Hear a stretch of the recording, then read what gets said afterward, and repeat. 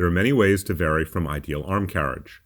Fortunately, by focusing on the right technique, we can fix many of the errors. Let's start by looking at good and bad arm carriage. Observe the walker in the middle.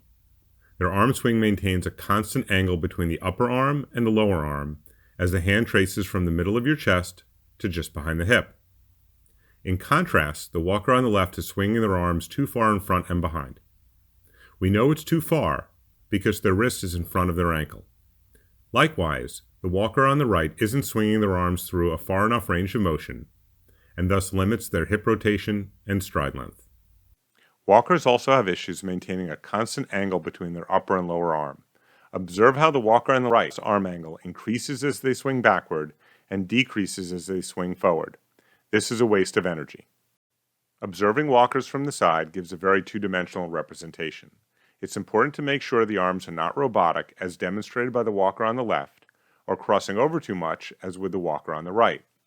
Moving directly across the body or bringing the arms forward too straight inhibits forward hip rotation.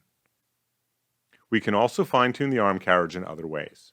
Look how the walker on the left holds her arms at an angle away from their torso. This is a waste of energy. Instead, you should look more like the walker on the right. Fortunately, the cures are basically the same for all of these ailments. Focus on below and behind. Bringing your hand back and behind the hip is essential to achieve proper arm motion, as well as to make it easy to reach forward with your hips. If your arms do not reach back far enough, they will not come forward to the proper position. In addition, your hip drive is diminished. To increase the range of motion through which your arms and hands travel, increase the angle between your upper and lower arm. Similarly, to decrease the range of motion through which your arms and hands travel, decrease the angle between your upper and lower arm. Focus on brushing your shorts. When swinging your hands forward and back, you should not swing them far from the side of your torso. If you hold your hands too far out, you waste energy supporting the weight of your arm. To get your hands closer to the proper position, brush your shorts slightly with your hand. Focused on the chest line. Many walkers violate this concept on both sides of the imaginary line across your chest.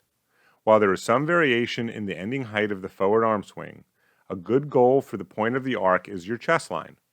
If your hands are swinging above the line, then increase the angle that your forearm makes with your upper arm. In contrast, if your arms aren't swinging high enough, then decrease the arm your forearm makes with your upper arm. Focus on a constant angle. The arm swing should maintain a constant angle between the forearm and upper arm. Do not pump your arm as it swings forward and back. Resist the temptation to close the angle on the upswing and open the angle on the downswing. If you're lucky enough to attend one of our clinics, you can try out our custom arm braces to help you get the proper feel for arm swing. Focus on handshaking. When you reach forward to shake someone's hand, your arm moves forward on an arc from the side of your hip to across the front of your body. It should do the same in race walking. The only difference is when you shake someone's hand, your arm angle does change, whereas in race walking, the arm angle remains constant. The bicep stretch is useful because while race walkers do not pump their bicep muscles during walking, they do use them to hold the arm at approximately a 90-degree angle while they walk. Go for a long enough walk and your biceps will get tight. Stand up with your feet a shoulder's width apart. Place your hands together, behind your back, with your palms together. Exhale while raising your arms until you feel the stretch. Hold for 15 seconds.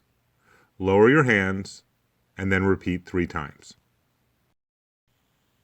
Inflexible tricep muscles cause a reduction of arm angle, leading in turn to a reduction of hip rotation. So stand up straight with your feet a shoulder's width apart. Bend your right arm back so that you touch your hand to your shoulder.